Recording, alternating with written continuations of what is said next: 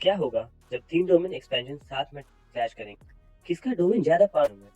क्या वो यूटा होगा या फिर टकाकू या फिर रयू शिगोरी? किसका होगा? काफ़ी कन्फ्यूजन है। तो चलिए इस कन्फ्यूजन को करते हैं दूर।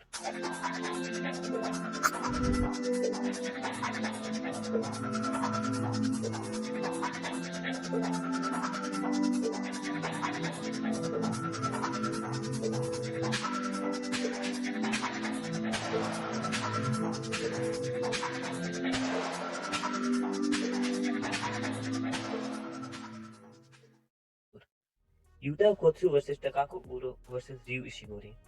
ये एक थ्री वे बैटल होगा which is fought by second year Tokyo Jujutsu High student Yuta Gotsu against incarnated Culling game players Takaku Uro and Ryu Ishigori।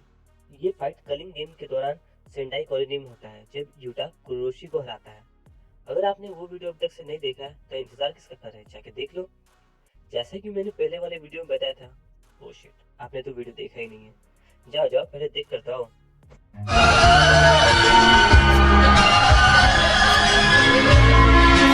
तो चलो थोड़ा पिछली वीडियो का रिकैप दे देते हैं कि यूटा ने कुरोशी को जब हराया था और रेस्ट कर रहा था, तभी टकाको ग्रुप पीछे से आकर उसको बोलती है कि it seems you can use reverse curse technique. हालांकि यूटा को तो मालूम ही था कि उसको दो सोर्सर्स देख रहे हैं फाइट करते हुए, जिसकी वजह से उसने अपने पूरे पोटेंशियल से फाइट नहीं किया था कुरोशी। उरो ने अपने कर्स टेक्निक स्काई मैनिपुलेशन को यूज करके यूटा के ऊपर अटैक किया। She creates a wave of destruction जो जाकर यूटा को हिट कर देता है, जबकि वो उससे काफी दूर था। वो खुद को किसी तरह बचाता है और लेकिन अपने टेक्निक का यूज करके दोनों के बीच का डिस्टेंस कम कर देती है और एक जोर का पंच मारती है यूटा के सर पर, लेकिन यूटा सबको डॉज कर लेता है और पंच शोल्डर पर जाकर लग जाता है। यूटा स्ट्राइक बैक करने का कोशिश करता है, लेकिन उरो थी स्मार्ट, उसने तुरंत ही यूटा के हैंड के अराउंड स्पेस को मैनिपुलेट कर दिया था, जिसकी वजह से उसका अटैक लगा ही नहीं। ये लड़की बड़ी कमाल की है यार। और इसका जो ड्रेसिंग स्टाइल है, ओहो हो, वो तो अलग ही लेवल का है। जब ये एनिमेट होगा तो मजा आ जाएगा देखने में। यूरो के अटैक के कारण यूटा के आर्म बड़ा ही अजीब सा हो गया था, लंबा और टेढ़ा टेढ़ा, जिसकी वजह से यूटा तो कंफ्यूजन में था ही। मैं भी कंफ्यूज हो गया था। यूटा यूरो के एल्बो को अपने जॉ में दबा लिया था, लेकिन यूरो यूटा के सामने वाले स्पेस को ब्रेक कर देती है, जिसको यूटा ट्राई तो करता है रुकने का, लेकिन रुक नहीं पाता और इतने फोर्स की वजह से वो पीछे चला जाता है। यूटा अपने आप को बैलेंस करता है और वापस से वो ठीक हो जाता है। यूटा को काफी मुश्किल हो रहा था ये समझने में कि कैसे यूरो के अटैक को यूटा डिफेंस करे और कैसे यूरो जो है वो यूटा के डिफेंसेस को पास कर ले रही है। यूटा का हाथ वापस से नॉर्मल हो जाता है और उसको डिस्कम्फर्ट बिल्कुल भी नहीं होता है। इसकी वजह से उसको ये तो मालूम पड़ ही गया था कि इसका जो टेक्निक है वो सिर्फ आसपास के स्पेस को ही मैनिपुलेट करता है, ना कि उसमें फंसे लोगों को। बिल्कुल लेंस के डिस्टॉर्शन के। यूरो को मालूम था कि यूटा उसके टेक्निक को एनालाइज कर रहा है, लेकिन फिर भी वो अपनी टेक्निक को बताती है कि वो किस तरह से स्पेस को मैनिपुलेट कर सकती है, बिल्कुल एक सरफेस की तरह। अरे भाई, ये लड़की तो आसपास के स्पेस को ऐसे तोड़ मरोड़ रही है जैसे कोई बड़ा सा कपड़ा हो। She grabs the empty space next to her and makes it tangible, tugging on it as if it was a large curtain. Euro के एक्सप्लेनेशन के बाद यूटा को इतना समझ में आ गया कि इसके टेक्निक में कोई तो लूपहोल है। एक्सप्लेनेशन के बाद यूरो जो है वो डेस्परेटली वेट कर रही थी यूटा के अटैक करने का, कि कब वो अटैक करे और कब उसको काउंटर करे। यूटा को समझ नहीं आ रहा था कि यूरो इतना डेस्परेट क्यों है फाइट करने के लिए और खुद को प्रूव करने के लिए। जब यूरो को मालूम पड़ा कि यूटा जो है वो फुजिवारा क्लैन से रिलेशन रखता है, तब वो अपने पुराने गुस्से को निकालना चाहती थी, जब वो उस क्लैन के लिए काम किया करती थी। ये लोग आपस में कुछ गुफ्तगू कर रहे थे, तभी उसको इंटरप्ट करने के लिए रियो आ जाता है, दी हेड कैनन मैन। ये बंदा आता भी है तो नॉर्मली नहीं, बल्कि एक हेवी ग्रेनाइट ब्लास्ट के साथ। A wide range blast of cursed energy was fired from inside. Head? ये तो सर साग फेंकता है भाई। हमको तो लगा था कि सिर्फ तीखा खाने पर नीचे साग निकलता है, यहाँ तो सर से ही हीट ब्लास्ट निकल रहा है। दोनों की साइड हट जाते हैं बीम की वजह से, as it decimates the area around them। वो लोग तो खुद को डिफेंड कर लेती है स्पेस को मैनिपुलेट करके bye changing the direction of the blast, लेकिन यूटा तो ऐसा नहीं कर सकता, इसलिए उसको डैमेज खुद पर लेना पड़ता है और बाद में हील कर लिया था। वैसे देखा जाए तो ये तो रियू का बेवकूफ़ी था, क्योंकि उसने अपना लोकेशन शेयर कर दिया था और साथ ही उसने अपना one of the most powerful attacks भी दिखा दिया था। ये देखकर यूटा को सिविलियंस का ख्याल आता है कि अगर गलती से भी रियू अपना इस अटैक को सिविलियंस के डायरेक्शन में अटैक कर दे तो यूटा उन सभी को बचा नहीं पाएगा। इधर दूसरे साइड यूरो जो है कुरोशी को थ्रेट नहीं समझ रही थी। दैट्स वाई दोनों लोग मिलकर सिर्फ रियू पर ही फोकस कर रहे थे। यूटा बिंग मेन कैरेक्टर है, उसने ही पहला मूव किया बाय डैशिंग टुवर्ड्स रियू। रियू यूटा के डायरेक्ट अप्रोच को देखकर एक्साइटेड हो जाता है। यह बंदा कैसे डायरेक्टली उसके पावरफुल बीम को बेयर हैंडेडली रोक रहा था। यूटा अपने स्पीड और एजिलिटी को इंक्रीज करके सारे ऑब्स्टेकल्स को अवॉइड करता है और रियू के ब्लास्ट से बच जाता है, लेकिन फिर भी वो रियू के कंटिन्यूअस अटैक्स में फंस जाता है और उसे कई शॉट्स लग भी जाता है। यूटा अटैक करता है रियू पर विथ एन एल्बो, लेकिन उसके पाम से कर्स्ट एनर्जी बर्स्ट कर जाता है। यूटा बोलता है रियू को कि now it's time to bring the fight close, and while smoke rises from his hand, Ryu reply करता है ठीक है, अगर यही तुमको सेटिस्फाई करे तो। रियू को इस बैटल में काफी मजा आने लगा था। उसको ऐसा फील हो रहा था कि जैसे वो एक डाइनिंग टेबल पर बैठा हो और सामने कई सारे वैरायटी की डेलिकेसीज हो। रियू बताता है कि वो अपने पूरे लाइफ में एक अच्छा फाइट का इंतजार करता रहा और उसे वो फाइट नहीं मिला, लेकिन आज ऐसा लग रहा है कि उसको ये सेटिस्फैक्शन मिल जाएगा। यूटा रेडी होता है एक ऑफेंसिव अटैक के लिए। रियू उस पर अटैक कर भी देता है with right hook empowered by his explosive curse energy output. वो दोनों एक दूसरे पर अटैक कर रहे थे, जिसमें दोनों लोग एक दूसरे की टेक्निक्स और कॉम्बैट कैपेबिलिटीज को एनालाइज कर पाते हैं। एट द एंड दोनों फाइटर्स एक दूसरे को फेस करते हुए अटैक्स रिलीज करते हैं। इसमें Ryu unleashes a burst of curse energy from his back with an incredible destructive force, blasting Yuta in the back. Yuta इतनी पावरफुल अटैक को रोक नहीं पाता, जिसकी वजह से वो कटी हुई पतंग की तरह जाकर फेंका जाता है और एक बिल्डिंग से जाकर क्रैश कर जाता है। बेचारा यूटा खुद को संभाल सके उससे पहले रियू वापस से उस पर अटैक कर देता है। रियू फायर करता है एक smaller version of grenade blast, वो भी कार्टव्हील करते हुए। यहाँ तो ऐसा लग रहा है जैसे मानो यूटा कोई बच्चा है और रियू उसके साथ खेल रहा है, आराम से खेलते हुए उसको मार रहा है। लेकिन हाँ, सभी को मालूम है एक बार यूटा स्टार्ट हो गया तो रियू के पास तो बचने का कोई ऑप्शन भी नहीं।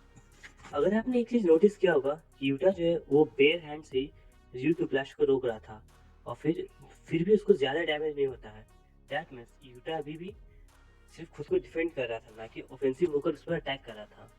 ना Utah goes on offensive mode, वो एक डाइविंग पंच देता है जिससे रियू जाकर सीधा पेवमेंट में धड़ाम से लड़ जाता है। रियू एक और ब्लास्ट यूज करता है यूटा के पंच को रोकने के लिए, लेकिन यूटा के पंच में इतना फोर्स रहता है कि रियू उसके ब्लास्ट वेव के साथ ही फेंका जाता है। Since Yuta was busy fighting with Ryu, इसका फायदा यूरो उठा लेता by attacking Yuta while he was defenseless and flying through the air. Euro के टेक्निक से कोई इंडिविजुअल हार्म नहीं होता है, बल्कि वो उस इंडिविजुअल के आसपास के स्पेस को मैनिपुलेट कर सकती है, जिसकी वजह से यूटा तो डायरेक्टली हिट नहीं होता है, लेकिन उसके आसपास के स्पेस को ब्रेक करके थिन आइस स्पाइक्स की तरह मैनिपुलेट कर देती है और यूटा को उसे हिट कर देती है, sending him crashing into a building with a move she called thin ice breaker. हाँ, ये उसकी टेक्निक का नाम है। इस भक्षोदी के कारण रियो गुस्सा जाता है और उसको पाइल ऑफ वोमिट बोलता है, फिर उस पर ग्रेनाइट ब्लास्ट कर देता है। रियो हमारे भली आगे से आग फेंकता हो, लेकिन सीधे मुंह पर बेइज्जती कर देता है। यूरो अपने आसपास के स्पेस को अजीब तरीके से मोड़ कर ऐसा कर देती जैसे रियो को अटैक वापस से उस पर ही चला जाता है और उसका अटैक उसी को डायरेक्ट हिट कर देता है, जिससे रियो शॉक हो जाता है कि ये क्या हो गया। और ये उसके साथ पहली बार होता है कि कोई उसका अटैक उसी पर आजमा रहा हो, जिसके कारण वो जाकर धड़ाम से बिल्डिंग से टकरा जाता है। रियू नोटिस करता है कि यूटा का कितना massive amount of curse energy है, लेकिन फिर भी रिपीटेड यूज ऑफ इस टेक्निक से वो एग्जॉस्ट हो जाता है। अब यूटा सोचता है कि हटाओ बहनचोद, अब असली औकात दिखाना होगा। वो पहले सोच रहा था कि किसी तरह से इस बैटल को स्टेडियम से दूर लेकर जाए ताकि वो रिका को बुला सके उसके हेल्प के लिए, लेकिन अब वो डायरेक्टली रिका को बुला लेता है और कहता है Rica land me your strength. Utah बुलाए और रिका ना, ऐसा हो सकता है? रिका यूटा के बगल में आ जाती है with complete manifestation and at full power. यह देखकर दोनों लोग का तशरीफ फट जाता है कि यूटा जो है वो दरअसल अभी सिर्फ इन लोगों को हल्के में लेकर डिफेंस करने का ट्राई कर रहा था, लेकिन एक special grade curse, queen of all curses, Rika को देखकर ये शॉक्ड हो जाते हैं। यूटा का कर्स एनर्जी वापस से रिफिल हो रहे थे, जो कि सभी लोग फील कर पा रहा था। While connected to Rika through Orimoto's ring, Yuta is able to fully manifest the curse field and access its storage of curse energy and curse tools. Now the real fight begins. Rika अपना दिल खोलकर, वो अपने chest cavity को खोलकर reveal करती है storage of curse tools, जिसमें से वो यूटा को ऑप्शन देते हैं कि सिलेक्ट कर भाई तुमको क्या चाहिए। अगर आप लोग जानना चाहते हैं कि यूटा रिका को कैसे मैनिफेस्ट कर पा रहा है और आखिर रिका के पास इतने सारे कर्स टूल कहाँ से आए, तो कमेंट्स में बताना, मैं वीडियो बना दूंगा। यूटा जो है वो एक मेटल आर्म सेलेक्ट कर लेता है, जिसकी हेल्प से वो अपने पंचेस के स्ट्रेंथ को इंक्रीज कर पाता है बाय रीइंफोर्सिंग कर्स एनर्जी। रिका और यूटा अपना फाइट स्टार्ट कर देते हैं और सबसे पहले वो लोग यूरो को फोकस करते हैं। क्योंकि यूटा है तेज। अगर उरो जिंदा रहती है तो वो अपने टेक्निक की हेल्प से अटैक करने नहीं देगी यूटा को। रिका रश करती है उरो। इन कॉन्ट्रास्ट उरो स्पेस मैनिपुलेट करती है, लेकिन रिका तो रिका है। उसके डाइवर्जन अप्रोच के कारण यूटा को मौका मिल जाता है इनुमाकी क्लैन के snake eyes and fans use करने के। दैट मीन्स वो कर्स पीस यूज करता है, वही बिना कर्स पीस मैग्नीफायर के। यूटा डायरेक्टली इनुमाकी की तरफ अपने माउथ से ही कर्स पीस को एक्टिवेट कर पाता है। उरू रिकॉग्नाइज तो कर लेती कि ये कर्स पीस यूज करने वाला है, लेकिन अफसोस काफी देर हो चुका था, जिसकी वजह से वो खुद को बचा ना पाई। उरो कम्प्लीटली इमोबिलाइज हो जाती है यूटा के कमांड नॉट टू मूव से। इससे उरो जो है वो कंप्लीट डिफेंसलेस हो जाती है और यूटा एंड रिका के डायरेक्ट पंचेस का शिकार बन जाती है from both the sides. While Uro is getting pummelled, यू जो है वो चार्ज कर देता है granite blast and interferes with punching classes. Rika ने ब्लास्ट को देख लिया था, जिसकी वजह से वो तुरंत ही यूटा को हेल्प करने के लिए उसके पास चले जाती है और अटैक को रोक देती है, वो भी सिंगल हैंडेडली। यू वो शॉट कि ये क्या हो रहा है, उसके अटैक्स किसी को डिस्ट्रॉय क्यों नहीं कर पाता, और रिका को तो कुछ होता भी नहीं है, और ऊपर से वो सिंगल हैंड से इतने पावरफुल अटैक को कैसे रोक ले रही है। यू का मानना है कि रिका जो है वो अपने मास्टर से भी ज्यादा पावरफुल है। दैट मीन्स रिका जो है यूटा से ज्यादा पावरफुल है। रिका एक टिपिकल लड़की की तरह एक्ट करने लगती है। वो गुस्सा आ जाती है कि by seeing injury to her hand, और रिका एक जोरदार पंच जाकर सीधा यू के फेस पर मार देती है। और टिपिकल गर्ल, वो कर्स पिट होकर भी गर्ल एटीट्यूड नहीं खत्म हुआ। रिका के पंच से वो उड़ता हुआ जाकर बिल्डिंग से टकराने वाला था, लेकिन यहाँ पर रिका पहले पहुंचकर उसको वापस एक पंच कर देती है। ये रिका चांद तो जियो को पंचिंग बैग बना दिया है, लेकिन जियो अपना है सख्त लौंडा, वो तुरंत ही रिकवर कर जाता है और रिका को एक जोरदार पंच करता है while rolling on the ground, which sent Rika crashing into the building across Ryu. Ryu हमारे इतने में शांत होने वाला नहीं था, वो अभी भी डिस्परेट है फाइट करने के लिए। इसी बीच यूटा जो है वो यूरो से फाइट करने चला जाता है दूसरे बिल्डिंग पर। वो अपने कुछ बालों को तोड़ता है जिससे वो शिकिगामी को समन करे। ये शिकिगामी बिल्कुल रिका के हेड्स की तरह दिख रहे थे, with an extra feature of wings. उरू space को रैप कर देती है वो शिकिगामी के अराउंड और उसको ग्राउंड की तरफ भेज देती है बिफोर क्रशिंग इट। लेकिन उसको आइडिया नहीं था कि यूटा ऐसे ही इन शिकिगामी को समन नहीं किया है। This shikigamis can create a domain, जिसके हेल्प से इसने उरो के ऊपर कई सारे अटैक्स किए और उरो इंजर्ड हो गई। उरो समझ गए थे कि यूटा ने ध्रुव लकड़वाला का इनर टेक्निक को कॉपी कर लिया है। जी आपने सही सुना, यूटा ने ध्रुव की टेक्निक को कॉपी कर लिया, यानी कि Yuta has an ability to copy any technique of a sorcerer, whether it be an innate or not.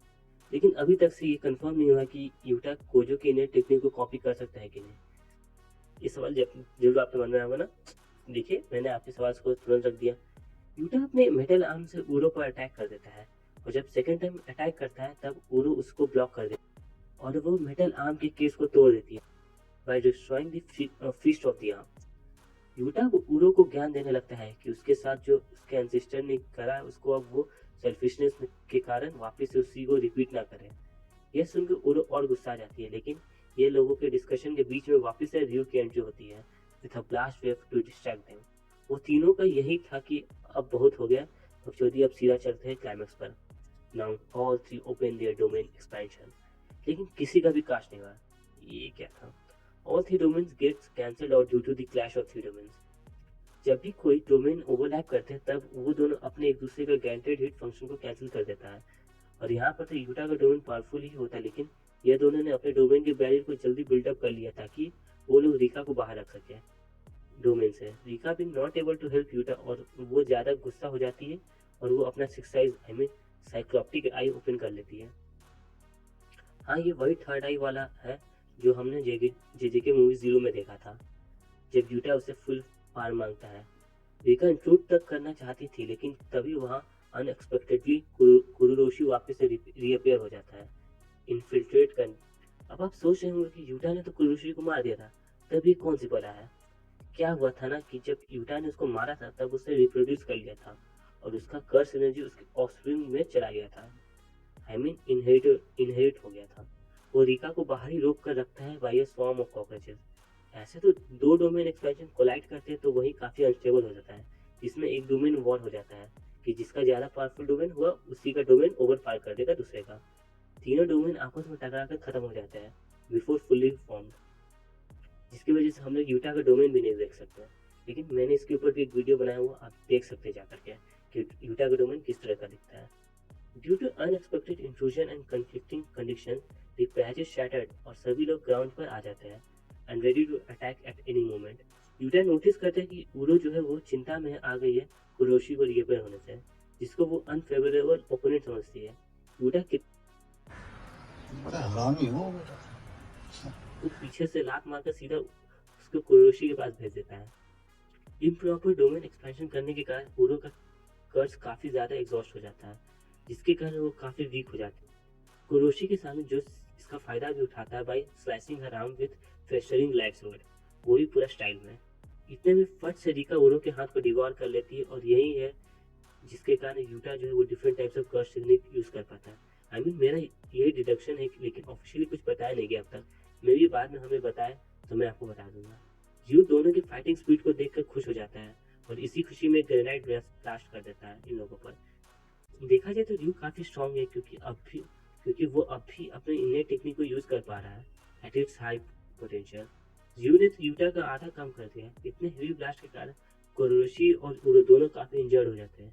उरो तो अनकॉन्शियस होकर गिर जाती है, कुरोशी का आधा बॉडी ही जल जाता है। यूटा तुरंत ही कर्स एनर्जी ब्लास्ट से कुरोशी को पूरा तरीके से खत्म कर देता है और टेबल पर से पड़ जाते हैं रयू और यूटा।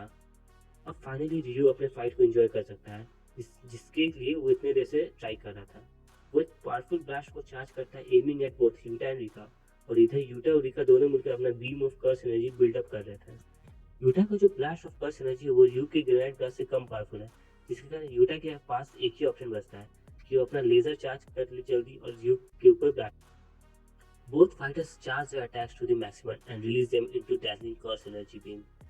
अल्टीमेटली यूटा का जो बीम था वो ओवर पार कर देता है रयू के ब्लास्ट को। रयू उसको काफी इंजॉय करता है by calling it sweet. Suddenly Rica appear हो जाती है फ्रॉम द स्मोक और कर्स एनर्जी ब्लास्ट कर देती है रयू के ऊपर। साथ ही यूटा भी उसकी तरफ रश कर रहा था। पहले तो ऐसा लगा कि यूटा को ही बीम डायरेक्ट हिट कर देगा, लेकिन उसने स्काई मैनिपुलेशन टेक्निक इस्तेमाल करके डायरेक्शन ही चेंज कर दिया, जिसकी वजह से उस ब्लास्ट के फोर्स के हेल्प से वो खुद ही आगे बढ़ गया। एक तो ये दोनों कनेक्शन कॉन्सेप्ट सब अलग ही है। ये दोनों तो अलग टाइप के कपल यार।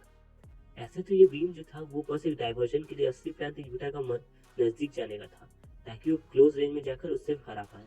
इस बार यू ने रिका के बीम को अपने वही बेयर हैंड से रोकने का ट्राई किया। उसको लगा कि वो सभी कुछ कर सकता है जो यूटा कर सकता है। हाँ हाँ, जान रहे हैं आप लोग को हंसी आ रहा होगा, लेकिन होते हैं ना हमारे ग्रुप में भी कुछ इस टाइप के बंदे जो समझते हैं कि उनको सब आता है। ठीक उसी टाइप का यू भी है।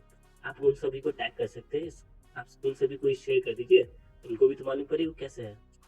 जी फाइट एंड करना चाहता था बाय फाइनल ग्रेनाइट ब्लास्ट, जिसके लिए वो प्रिपेयर कर रहा था, लेकिन यूटा ने उसके प्लान पर पानी फेर दिया by changing the direction of blast using Uro innate technique of sky manipulation. हाँ, स्काई मैनिपुलेशन। आप यही सोच रहे हैं ना, अभी थोड़ी देर पहले मैंने बताया था ना कि रिका ने उरो के हाथ को डिवार कर लिया था, जिसके हेल्प से उसने उसके कर्स टेक्निक को कॉपी कर लिया था, जिसके कारण अब यूटा उस टेक्निक को यूज कर पा रहा है। यू अब सीधा यूटा के निशाने पर आ जाता है, क्योंकि उसका जो पावरफुल अटैक था वो वेस्ट हो गया था। And Utah thin ice breaker technique use करता है, जो सीधा डायरेक्ट हिट करता है रयू के गट्स में, और साथ ही एक पंच जिससे रयू के माउथ से ब्लड आने लगता है। इसमें रिका कैसे पीछे रह सकती है? उसने भी सर पर एक पंच दिया, जिससे सर से भी ब्लड आने लगा था। आप लोग यही सोच रहे होंगे कि यार ये कितना लंबा फाइट है। तो हाँ, मैं भी यही सोच रहा था जब मैं ये महंगा पैलेस पढ़ रहा था। अच्छा, आप लोगों में से कितनों को मालूम है कि रिका जो है वो सिर्फ 5 मिनट्स के लिए ही मैनिफेस्ट हो सकती है। उसका टाइम लिमिट सिर्फ 5 मिनट। जरा कमेंट में अपना मीटअप तो करना, मुझे भी तो मालूम पड़े कि कितनों को मालूम था पहले से ही। रिका वापस से अपने ओरिजिनल फॉर्म में आ जाती है due to 5 minutes time limit. जियो ने अपना पूरा भड़ास निकाल दिया था जब उसने देखा कि रिका जो है वो वापस से अपने फॉर्म में आ गई, लेकिन उसका पंच जो था वो काफी पावरफुल था। अगर रिका फुल पावर में भी रहती तब भी उसको अच्छा खासा डैमेज होता, जिसके कारण रिका उड़ते उड़ते एक बिल्डिंग से टकरा जाती है, जिसके कारण वो अपने लिमिट को रीच कर जाती है और डिसअपियर हो जाती है। भले ही रिका चली जाती है, लेकिन फिर भी यूटा खुद में एक स्पेशल ग्रेड सॉर्सर है। वो तुरंत ही लात घुसों से की बरसात कर देता है रयू पर, जिसको barely ही रोक पाता है। यहाँ पर ये दोनों अब आपस में हॉलीवुड स्टाइल में फाइट करने लगते हैं by using kicks and punches. Ryu बोलता है कि उसने कभी सोचा नहीं था कि इतने स्ट्रॉन्ग फाइट के बाद भी वो लोग ऐसे स्ट्रीट फाइटर्स की तरह लड़ेंगे until their last drop of energy. Casting with Yuta's persistence and performance, Ryu expresses that he's finally reached the moment he's been waiting for, a proper plentiful desert. Yuta typical Bollywood hero की तरह जाकर Duke को collar से उठाकर बोलता है कि अब ये फाइट यहीं खत्म होता है और वो जीत चुका है। ड्यूक काफी कंफ्यूज रहता है कि ये कैसा बंदा है। ड्यूक को बाद में मालूम पड़ता है कि उसने जो ब्लास्ट ऑफ एनर्जी किया था यूटा के ऊपर, उसने स्काई मैनिपुलेशन के टेक्निक का इस्तेमाल करके उसी ब्लास्ट को वापस से ड्यूक पर अटैक कर दिया, जिससे ड्यूक पूरी तरह से हार जाता है और सरेंडर कर देता है। ड्यूक फाइनली यूटा को थैंक यू करता है कि उसने उसकी भूख को खत्म कर दिया, वो भी 400 साल की। और यहाँ पे जाके फाइनली फाइट एंड हो जाती है। Now let's talk about the aftermath कि फाइट के बाद क्या होता है। यूटा फाइनली जीत जाता है। अब आप बोलेंगे कि रयू तो मारा नहीं है। हाँ, क्योंकि यूटा ने उसको नहीं मारा। अगर मार देगा तो फिर उसको पॉइंट्स वो कैसे लेगा। मैंने स्टार्टिंग में आपको बताया था कि यूटा को कई सारे पॉइंट्स का जरूरत है ताकि वो लोग कलिंग गेम में चेंजेस ला सके, इसलिए वो फाइनली उन दोनों से पॉइंट्स का ट्रेड कर सकता है। यूटा रयू के बगल में जाकर बैठ जाता है और आसमान में बर्ड को देखने लगता है और रयू कुछ बकवास करते रहता है, जिसको जिसको मैंने भी इग्नोर किया था, जिस तरीके से यूटा ने इग्नोर किया। एंड में यूटा कहता है रयू को कि सेम फीलिंग्स यूरो के भी थे, जिससे रयू शॉक हो जाते कि यूरो जिंदा है, वो बच गई है, क्या बात है। रयू यूटा के बगल में बैठ जाता है और पूछने लगता है कि उसका और यूरो का क्या बातचीत हुआ था। यूटा कहता है कि there isn't anything much that could have been said and wouldn't have led to this nuisance conflict. आप लोगों को भी नहीं ना समझ में आया? हाँ, मुझे भी नहीं उसने क्या बोला। और साथ ही साथ रयू को भी नहीं समझ में आती। यूटा अब जाने के लिए तैयार होता है और बोलता है कि चल भाई, अब पॉइंट्स दे दो मेरे को। हालांकि रयू कंफ्यूज होता है, लेकिन उसे कोगाने बताता है कि players can share their points among themselves. इस पर रयू बोलता है कि now he understood why Utah didn't kill him. वो लिटरली ये क्वेश्चन यूटा से पूछ लेता है, जिसकी वजह से तुमने हमें पहले नहीं मारा या तुमने अपने फुल पोटेंशियल पर फाइट नहीं किया था। यूटा बीइंग सैवेज, उसने कुछ रिप्लाई नहीं किया, बस बोला कि be grateful for your comrades. Now Utah total points 190 in the culling game after the points transfer, also including points gained from eliminating Throop and Kuroshi. I hope you like this video. अगर ना भी तभी subscribe कर दो यार, क्या ही जाएगा, कर दो ना, प्लीज प्लीज प्लीज। अरे कर दो यार, क्या जाता है यार, ऐसे मत करो भाई, कर दे कोई ना।